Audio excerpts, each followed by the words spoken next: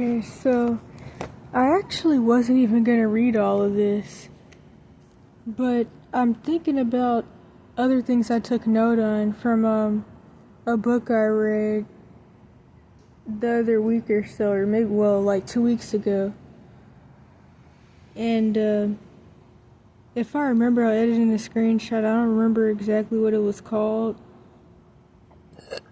Hopefully any of that even came out right. It's like sometimes I can pronounce words and sometimes I can't. And I feel like that, yeah.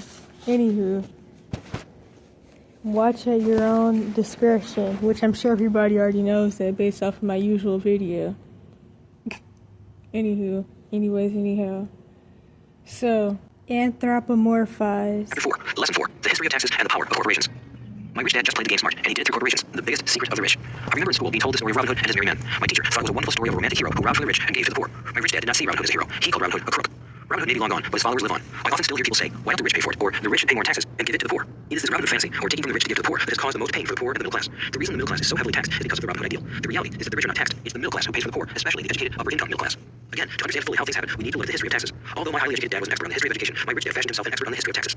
Rich dad explained to Mike and me that originally in England and America, there were no taxes. Occasionally, there were temporary taxes levied in order to pay for wars. The king or the president would put the word out and ask everyone to chip in. Taxes were levied in Britain for the fight against Napoleon from 1799 to 1860, and in America to pay for the Civil War from 1861 to 1865.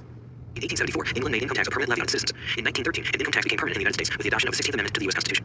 At one time, Americans were anti-tax. It had been the tax on tea that led to the famous Tea Party of Boston Harbor, an incident that helped ignite the Revolutionary War. It took approximately 50 years in both England and the United States to sell the idea of a regular income tax. What these historical dates fail to reveal is that both of these taxes were initially levied against only the rich. It was this point that rich dad wanted Mike and me to understand. He explained that the idea of taxes was made popular and accepted by the majority by telling the poor and the middle class that taxes were created only to punish the rich. This is how the masses voted for the law, and it became constitutionally legal. Although it was intended to punish the rich, in reality, it wound up punishing the very people who voted for it, the poor and middle class. Once government got a taste of money, its appetite grew, said Rich Dad. Your dad and I are exactly opposite. He's a government bureaucrat, and I am a capitalist. We get paid, and our success is measured on opposite behaviors. He gets paid to spend money and hire people. The more he spends, and the more hire them, and will be rich, I asked. Rich Dad nodded his head. It's that simple. If it's that simple, how come everyone's not rich? I asked. Rich Dad smiled, because people do not know the difference between an asset and a liability. I remember asking, how could adults be so misguided? If it is that simple, if it is that important, why would everyone not want to find out? It took Rich Dad only a few minutes to explain what assets and liabilities were. As an adult, I have difficulty explaining it to other adults. The simplicity of the idea escapes them, because they have been educated differently. They were taught by other educated professionals, such as bankers, accountants, real estate agents, financial planners, and so forth. The difficulty comes in asking adults to unlearn or become children again. An intelligent adult often feels it is demeaning to pay attention to simplistic definitions. Rich Dad believed in the KISS principle: keep it simple, stupid, or keep it super simple. So he kept it simple for us, and that made our financial foundation strong.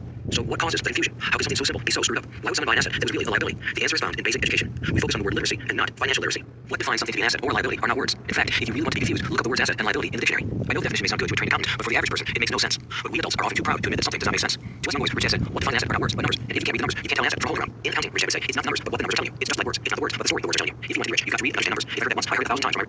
And I seen this in the word, no I didn't. I seen this word in the AI book I was reading. But when I was looking into different books that can help but learn in computer science and programming, I was advised to get one that's called Grok and Algorithms by Aditya Bhargava. And that was pretty interesting because Elon Musk has the Grok AI company, and of course there's Anthropic. And I think that people hear these company names, but they don't even think about what they actually mean. The name of the book and then the Anthropomorphize thing, it made me want to actually look up the definitions of those two words. And so, pretty much, I don't remember what Grok meant, not gonna lie, but Anthropomorphize pretty much has something to do with trying to make things conscious, living beings, or seeing them that way. That's what I can really remember. But I mentioned that because it made me think about, of course, the company Anthropic, which I believe was created by the people who used to work at GPT. I could be really, really wrong, because I'm thinking because isn't it Anthropic made Claude and GPT is against Anthropic, or was it that Anthropic is GPT? But I can't even really remember. Now I'm kind of nervous though, because I'm trying to figure out if this card over here is the police or not. But it may or may not be. Which actually reminds me, I could throw this in here. I was sitting somewhere earlier, but it's like near this sky zone, and I guess like I didn't even know if there was that many people there, but apparently there was like a lot of kids there, and some people showed up to fight. And then the police came up with canines telling people get out my effing parking lot, and I don't know why they showed up with canines over two people fighting. And then it was something else. Oh yeah, and then there were pretty much like somebody said the police pulled up and they were like grabbing people and arresting whoever. And so I was like, yeah, let me go ahead and get out of here. I didn't even know what was going on till last minute. And I'm still not really sure exactly what happened. But overall, I was like, yeah, because I'm already quote-unquote black and I'm homeless, and then that's just going to cause more issues. If I get questioned about anything when I already don't know what in the world. And so, like, and crap, I just got locked up the other week, which I was going to talk more about that, but then it's like, I don't know. I just have so much trauma revolving around law enforcement, and especially from all the different bullcrap that happened in Cali, with having the cops called on me literally 24/7. That could be its own video, which honestly I should make a video about that. I mention it pretty often, but anywho, let me start reading the notes. This is, what in the world did I, hold up.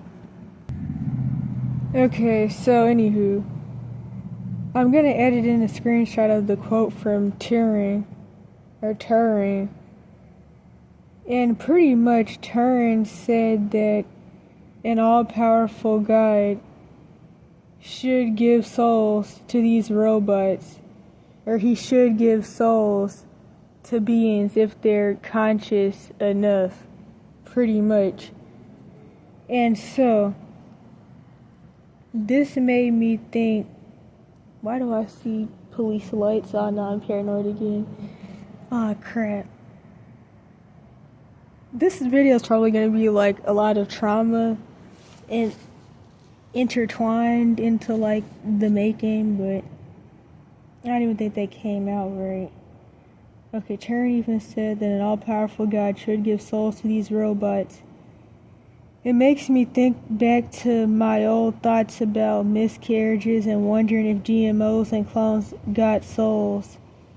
Or more so, like when I was a lot younger, I used to wonder if miscarriages were caused by like something interfering with the process of the soul being delivered to the body. But that's kind of relevant. I feel like it's similar enough, but kind of relevant. More so, I used to wonder, well, when people make these GMOs and clones and different demon hybrids and Nephilim and stuff, like, do they have souls? But they don't. That's the thing. I mean, maybe with like the consciousness transfer, maybe probably not even then, you still wouldn't necessarily have your soul. But like with an actual clone or like a Nephilim, which is half fallen angel, half human, or half fallen angel, half animal as well, because that would be for like mermaids and stuff and fairies and different things like that. They're not gonna have souls because well, the Trinity thing is kind of, there's a lot of mess with that, but it's kind of like the three-part creator God and the people, humans that are created in the three-part creator God's image. And so people are three parts: the mind, will, and emotion. No, not the mind, will, and emotions. The body, well, that too, but the mind. No, the spirit, the soul, and the body. I was screwing that all up. And so the point is that a soul is supposed to be the breath from the creator Yahweh. And so these beings wouldn't have souls because they're not created by the creator God. And so they're demons, which that's what a demon is anyways. A disembodied Nephilim or whatever hybrid spirit. And I'm trying to think what else I could say with that. But yeah, I used to think about that back then I really thought about it and I was like, well, nah, because the Nephilim and stuff, those are the demons.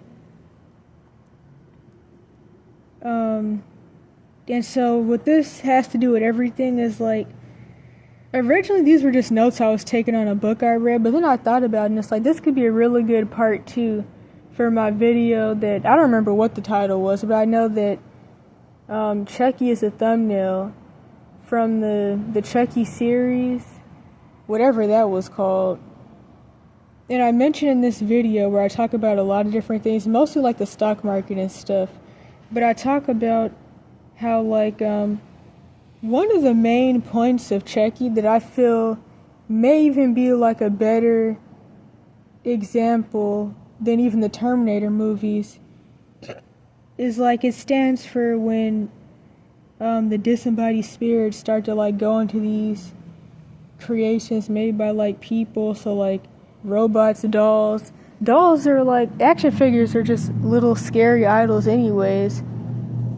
I've always been like scared of dolls and animatronics and weird statue thingies. I've never liked any of that stuff.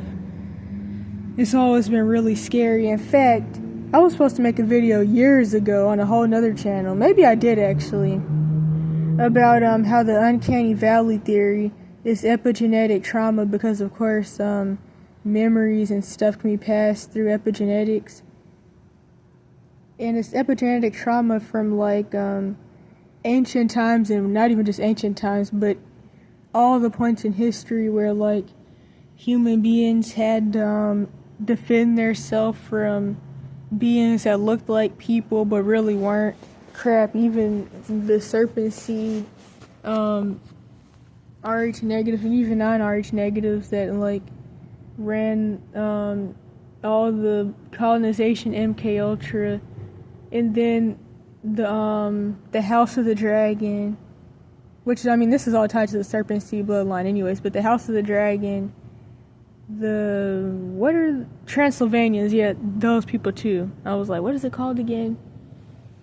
Like with Vlad the Impaler and the different vampires and the Queen of England, all those people. And of course, like, as I talked about, not on this channel, but another channel, there's carbon-based melanin and sulfur-based melanin Nephilim hybrids. Like, for example, I've been thinking about this a lot the past couple of days. I don't know what I can and can't say, but I'll say Adolf. The dude Adolf, who's been pushed down in history as this large-scale white-on-white crime dude. So anywho, Adolf was always talking about how they're Aryans. Now, they are Aryans, although as far as Adolf, if his hair was actually like black or brown and his eyes were actually black or brown, then he wasn't a part of the group that he praised so much. But some of them are Aryans, but there's not just the Nordic Pleiadians and Aryans. There's also, of course, carbon-based melanin, Nephilim hybrids, and demons or quote-unquote aliens. Sulfur-based melanin would resemble the now called Caucasoid. Carbon-based melanin would resemble the now called Negroid and even the people that would run under the Mongoloid label as well. So there's that. So it's not just like hybrids that only look like quote-unquote white people. Like there's carbon-based melanin mermaids and stuff as people that live in like the islands in Latin America and Africa and stuff all know. So what was the other thing? I'm trying to really think about how to like piece all this together, but it may not really like come out how I wanted it to. And then I wrote, just like with the mark mRNA, whoever owns the DNA patent to the DNA is the quote-unquote God. And by Mark, I mean Mark of the Beast. In fact, I don't even think I can say that word. I didn't even mean to say those letters that start with M and M with A. Can people? I forgot about that. Oh yeah, and then the image of the beast. So, the image of the beast definitely sounds like When I think about the one world monitoring system that goes along with the one world monetary system, which is the digital money, that's of course going to all revolve around AI. And I have a whole playlist about the security systems, and I talk about how like a lot of people in the places where like the security system issue is like heavy, like with Abbott and Allied and the security robot, like the one I have a picture of, I think, in one video from when I was in Oregon. But this was a big thing back when I was in Santa Cruz and a lot of other places. A lot of people don't care because they don't feel like it's gonna affect them because they're not doing anything. They feel like it's only gonna affect like the homeless people and the brown people and the poor people and stuff like that. Which the end goal is for everybody to own nothing and be happy. So, I mean, that's really what third world is, because like I may have talked about before, and especially I think in that video where Chucky is his thumbnail, but I don't remember the title. One of the things is that Babylon is going to have to fall anyways for the NWO to really take off. It's going to have to be out the lead. When the crash really crashes, then when the crash hits the fan, it's going to be worse than a third world nation. But what that means is that the wealth gap is going to be even bigger. Like what is it called? The wealth disparity? I can't really remember, but the wealth gap. So you're either going to really, really, really have money, or you're going to be the 99.99% that really, really, really doesn't have jack diddly. And that all goes along with the you will own nothing and be happy. And of course, they really want to push out the universal basic income and other things like that. But back to the image of the beast, though. It's just like the Santa Claus thing, which Santa Claus means Satan's Claus anyhow.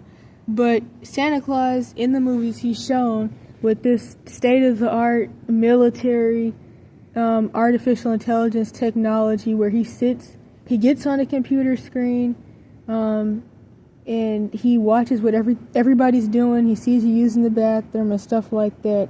And when I think about the image of the beast, I think about definitely something that's like AI and is on the screen, and like people being forced to like go worship, not even like just a robot or a Nephilim type thing, but going before like a screen and there's like a lot of cameras around. That's like what I think about. Like I know a lot of people just think about a simple idol or statue, which in fact this can actually go into what I'm about to read anyways from my notes. Oh yeah, another note that I took.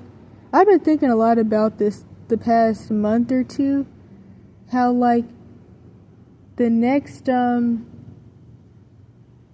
not industrial revolution, there's like, I guess this would be considered like the technological revolution. There's the actual name for it, but like I know there's like the 5th and 6th industrial or tech or whatever revolutions, and we're about to go into another one that the futurists have always hoped for. Like I know people may have heard about that that one really popular futurist dude. I think he was called FM 2030 or something. I've been thinking a lot about how like with every technology that's been pushed out, a lot of people have been laid off and have lost their way and fell victim, I guess I could say. And one of the things with this is that this is also why in a couple videos, and even in the recent video where I talked about this, I believe, I put in a screenshot from a Lexile and social studies test that I took a few months ago. And like they haven't upgraded these tests in literally years. Like I swear that's like the same story I read in 3rd grade or something. But I put that in there because one, I always notice with these like tests, which I really only went to elementary, but when I would take the EOGs and the EOQs, then a lot of the test material was very much predictive programming.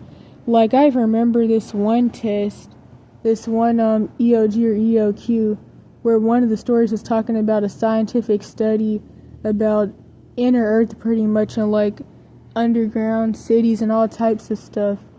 And so in this specific story, it talked about pretty much like lean manufacturing and firing a whole bunch of people to like have robots and stuff do the job so the company can save more money. And they call it lean manufacturing because like with lean beef, I think that's when you get rid of something. I think, was it I don't even remember if it was the muscle or the fat, but yeah. So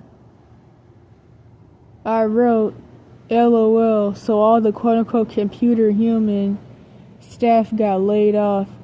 And of course Germany had good tech, as I'll say Adolf reverse engineered UFOs and was a high-ranking occultist. But anywho, I wrote this because before like computers meant, the word meant what it means now. A computer was like a person who carried out like a lot of tasks, especially with like mathematics. And I know somewhere in this book it mentioned how the word robot comes from a Slavic word, I think robota or robota, something like that. Oh no, I did write this actually. I'm not even reading this. Robot, Slavic robota equals forced labor, or slave pretty much. And then another bullet point.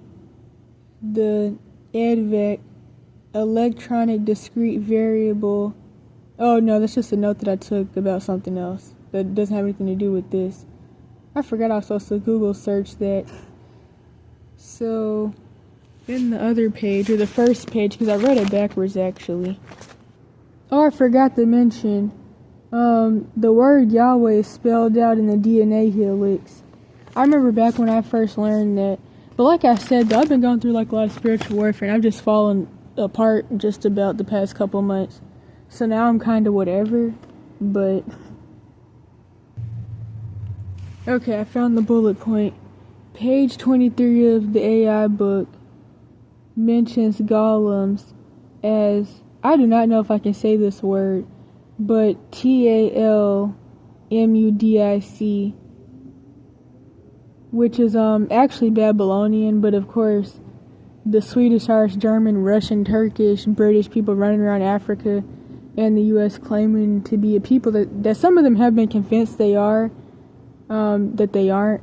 The Europeans that think that they're Northeast African, they find people mentioning this very offensive because it goes into like TRAF and SRE and a lot of Chomo stuff. And so it's like a really big trigger word for like censorship. But anywho, a ritual to bring stones alive. And oh yeah, this book also mentioned the third book of Enoch, which is bullcrap. It's written by one of these European rabbis that calls themselves things that they aren't. And it's a bunch of weird mess. Like if you have any discernment at all, you wouldn't even be able to get through the first paragraph of the third book of Enoch as they've claimed it is. It talks about like the letters in Hebrew, or really the New Hebrew, which is actually mixed with European. I think I can say this word is Yiddish. And so what was I about to say? Oh yeah. So this book also says that the third book of Enoch is said to like contain a spell that can actually create a golem. And I find it so interesting because I know there's golems in Minecraft, and Minecraft is a Swedish game, and it revolves around like a lot of like Swedish, I guess I could say, quote unquote myths and stuff. And even, well yeah, pretty much. And I find that interesting, being that the you-know-who Rev 29s, a lot of them are Swedish, and of course other European and Greco-Roman Mediterranean type ethnic groups. But I just found that interesting in general that it even mentioned, like, the third book of Enoch and how it's said to contain a spell to create a golem. But pretty much, like, you put, like, a scripture in the golem's mouth on a paper, and they, like, dance around it and, like, chant some stuff, and it supposedly comes to life. And I've never heard about that before, not gonna lie. That sounds scary, to be honest. But it made me think about, in fact, I actually wrote this. I instantly think of Catholic idol, statue worship, Minecraft, and of course, AI and the truck full of Chucky's episode.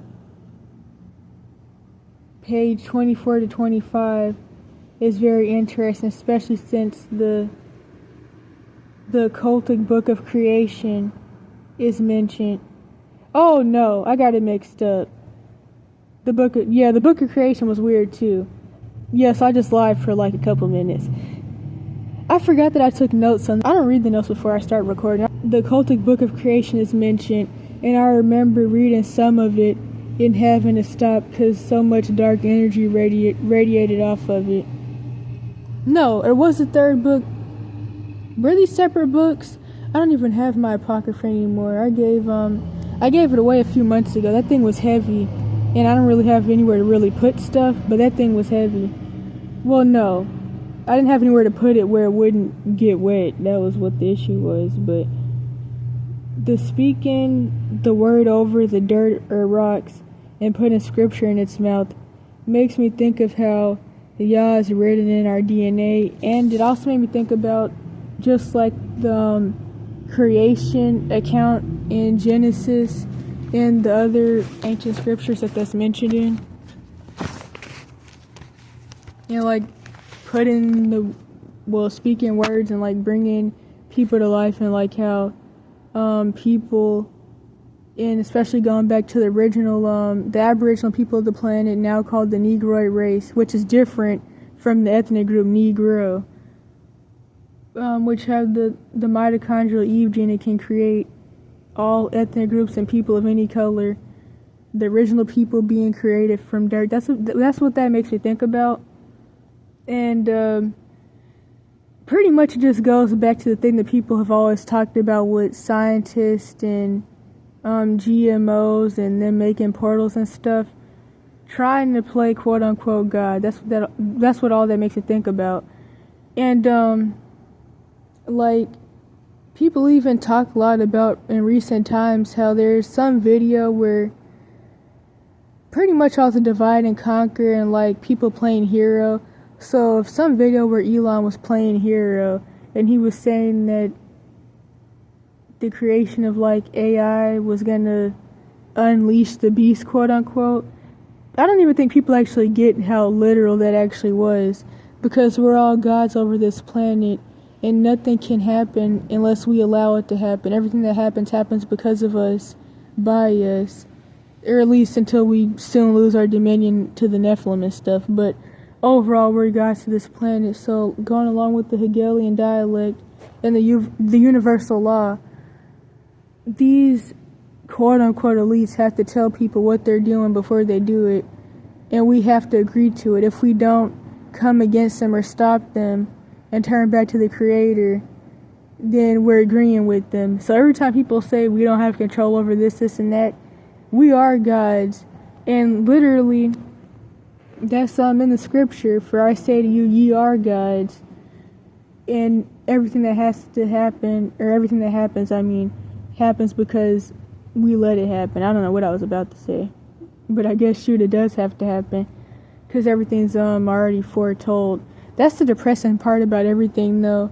Like, I can get what people mean when they say we live in a simulation, because like everything is really planned out. But anywho, hold up. I already said the DNA helixes thing. The taking away scripture to return to dust.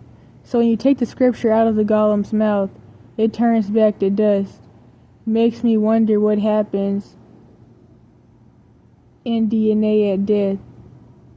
It also makes me think of Adam and Eve's descent and the capstone being put on their DNA to allow quote-unquote death.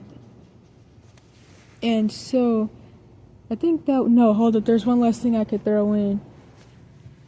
Maybe I'll put in this video clip at the beginning. Okay, so hopefully I'll remember to edit in this timestamp of the clip from the Rich Dad Poor Dad audio. So first I'll say 2:27:22. That's the timestamp. Reminds me of a quote that I seen somewhere, which pretty much said, people who make $500 an hour have told people that make $20 an hour that all their problems are caused by people who make $7 an hour. And that's a YouTube comment that I seen somewhere a couple years ago, because I'm chronically online, and this is the stuff that I remember. And what was I gonna say with that? It makes me think about the stalker dude that runs around harassing people. What's his name again? He calls himself what was it? It was something weird, I think the chief handler owns you dude. That ex-veteran stalker that's always talking about how poor people don't pay taxes. In fact, this book actually tells the history of the tax on tea situation. I wasn't even going to speak on this.